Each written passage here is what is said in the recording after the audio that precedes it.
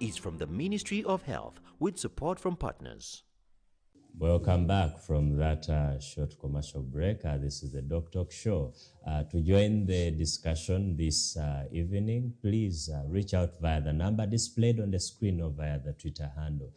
We left off on a point where Daniel was telling us about the potential stopgaps that government and stakeholders have to address this problem. And in the break we had, actually, Flavia raised the point that if you are going to the garden and your child falls sick, you certainly do not continue to go and dig. You have to put aside everything and attend to the child. And so this is an emergency. And we are not thinking long term currently. So what does government currently have? And the stakeholders certainly, to help us address the current emergency, because it's an emergency, actually. I think it's difficult to address what government has to do. Government works with the people. So we each have responsibility. So before we closed, I had started articulating the responsibility of individuals. Eventually, most of the work has to be done by the individual. The government will look for the money. Like I said in the beginning, the president has always reassured our brothers and sisters living with HIV that if what we fear were to happen, he will not. He will make sure all of them are sustained on treatment. And I don't doubt that he will do that. And as I said earlier, we are in the situation we're in is still evolving.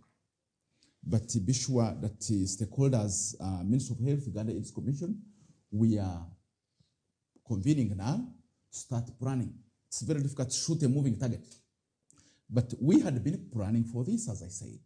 We have developed a sustainability roadmap to see if what we fear will be the situation after 90 days were to happen, how would we sustain that? And very soon, this sustainability roadmap is almost ready. We shall fast track it, present it to cabinet, and show them what taken people think needs to be done to make sure we sustain the HIV response in the event. So what I think we shall do as a Uganda AIDS Commission is fast track this roadmap, have it before cabinet within a couple of less than a week or two. The cabinet passes it or makes recommendation, so that these 90 days we have approved this roadmap and we start approving the roadmap. But that said, there are responsibilities for individuals here. And specifically, as the head of prevention, I want to use this opportunity to talk to young people out there. Many young people they have not seen a person with AIDS. They have not seen the pain AIDS can cause. And they missed out the messages of long ago. And I have heard that many young people don't care with prevention. They believe if it happens, you will take treatment. But the situation and the anxiety we have as a country now should teach young people and everybody out there that prevention is still necessary. You can imagine we have around 1.4 million people who need HIV treatment. It's quite costly treatment. You can imagine if we are to ask that we shall cost share. So many people will be left behind. So many people will not afford the cost sharing. But that won't happen. But we cannot afford to put every Ugandan on treatment. So the threat of no treatment is real. The anxiety of having no treatment is real. We would want to emphasize that everybody there make every effort to embrace prevention.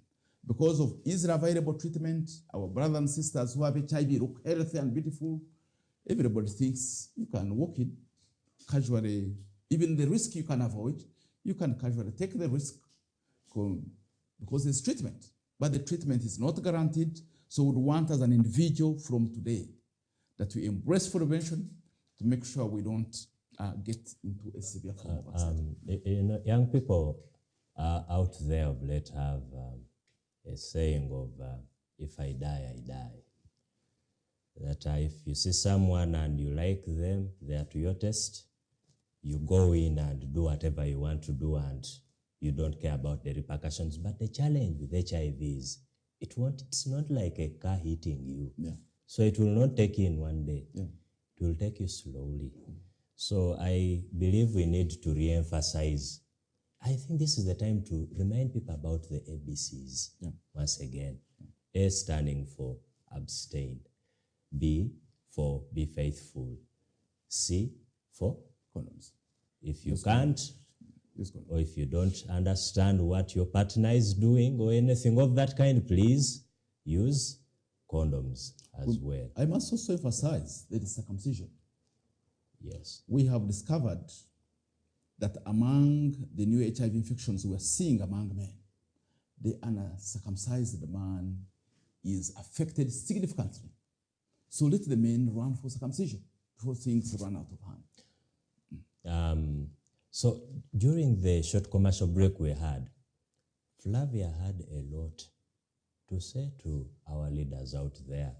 We discussed about the fact that the Ministry of Health budget, as per the Abuja Declaration, is supposed to be at a minimum of 15%, and it currently is at 7%. So those are discussions we need to be having in Parliament, and not discussions about shoes and dress code and the billions we are burning on that.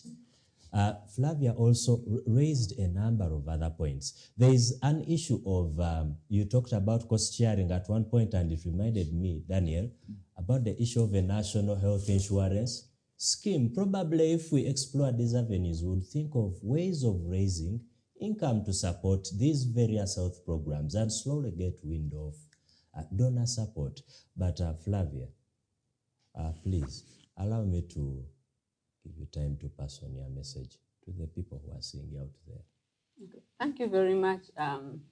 and Daniel, for what you have said about government. I want to emphasize that no government in this world gives services on a silver platter. And that is the responsibility of governments across the world to provide social services and health for that matter. And therefore, we demand that the government stands up to the occasion and does its work to deliver services to those who have been affected by this funding cut. And I also like to remind people that HIV will spread if the government is not going to be very fast at this moment. HIV does not come like Ebola, but we know that if we don't put in every day, 400 people are infected. So these are about 4 days since the cut happened. So how many are those? About 1,600 have already got infection because there is no prevention, effective prevention, maybe less because some still have some treatment, but there are those who have failed to access a condom because of this cut. I would also like to remind my fellow people living with HIV, wherever you are, that we are coming to voting time. Every member of parliament in there wants your vote. They will come and appease you with a matchbox with a piece of soap. This is the moment to hold them accountable. Remind them that dead people do not vote, or sick people don't vote. So if they need your votes, it is now that they should show the cause on the floor of parliament to say our people are going to die or they are dying. Our mothers are dying in labor because the workers were suspended. Our babies are being infected because there is no nevirapine. It is the moment now that we start holding our members of parliament accountable. That if there is no ARVs, no reproductive service, there should be no vote for that MP who is there now. Let us watch each one by one, and we tell them we shall not vote unless we have a catch-up plan. And what does that mean? Because you appropriate resources as members of parliament. We want to see resources going now to the districts, people living with HIV, forum networks to follow this medicine and ensure that those who are non-suppressed, where we have been having direct observed treatment, continues so we have suppression, especially for our children and our young people. We are not going to watch as you share those many monies and you are saying we volunteer, we are responsible. No, we are tired of volunteering, and we have volunteered enough. We are tired of delivering babies who are HIV positive. We want to have some peace as mothers and fathers. We don't want to see more babies born with HIV.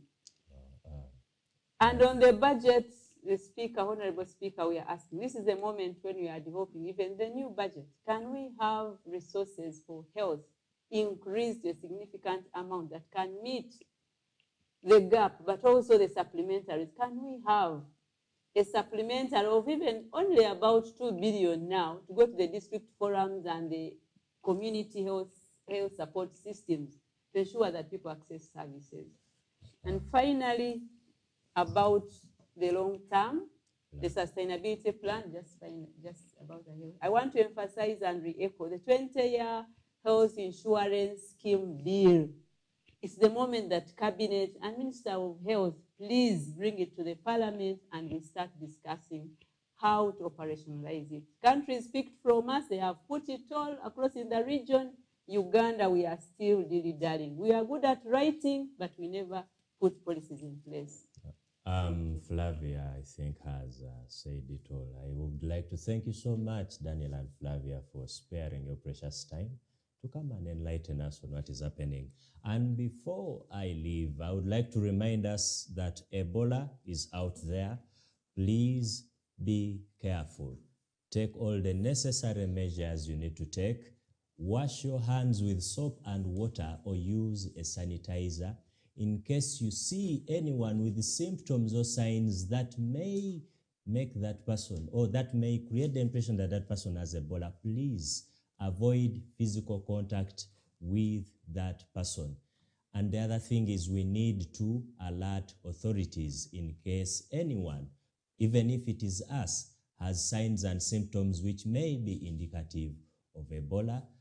Life has no spare. Let us be careful. Take care. This message is from the Ministry of Health with support from partners.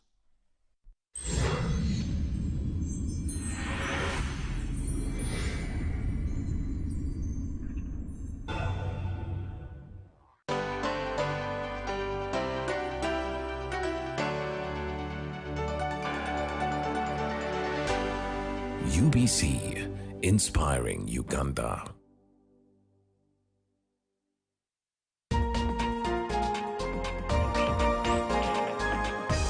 One-on-one with Michael Jordan Lukomwa. A weekly face-to-face conversation focusing on accountability, inspiration, information, and sensitization of the public from the various sources, such as inspirational profiles. Having a disability is not inability. Professional guidance. There is no special antiretroviral therapy that is given specifically for discordant couples. And of course, politics. Don't you see anywhere that you would give a credit in the fight against COVID?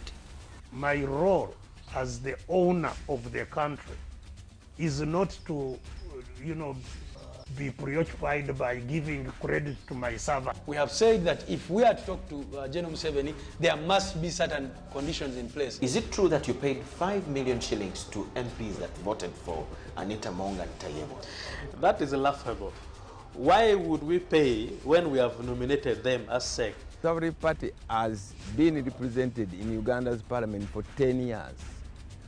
We only by one MP, you yourself. And my daughter, Susan. Every Friday 9 p.m. it's One-on-One with Michael Jordan Lukomwa on UBC TV, inspiring Uganda.